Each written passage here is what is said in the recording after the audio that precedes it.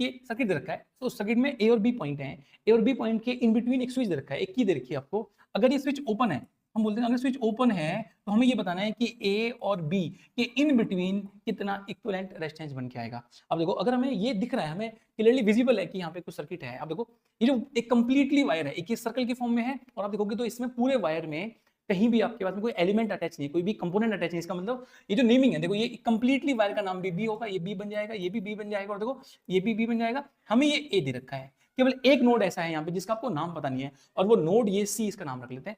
हमें 3 नोड मिले, हमें ए और बी के इन बिटवीन बताना था। देखो तो हमें यहाँ पे 3 नोड हैं, हम तीनों को ड्रॉ कर लेते हैं। ए, ये हम इसका नाम ए रखा, इसका नाम सी रख लिया, और ये बन गया बी आपके पास। ठीक है, देखो अब हम इन सबको रीअरेंज करेंगे यहाँ पे। क्यों? क्योंकि हमें क्लियरली विजिबल होना चाहिए कि कौन सा पैरेलल सीरीज बना रहा है यहाँ पे। अब देखो इस फर्स्ट की बात करते हैं, बी और सी के इन बिटवीन है, बी और सी के इन बिटवीन हमने यहाँ पे एक आर अटैच कर लिया।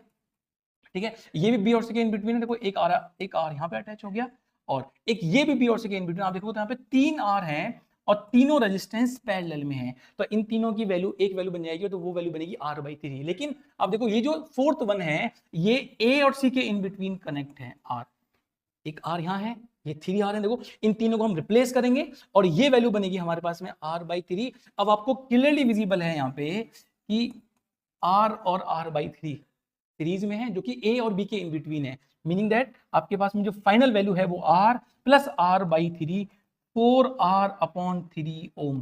This is the equivalent between A and B.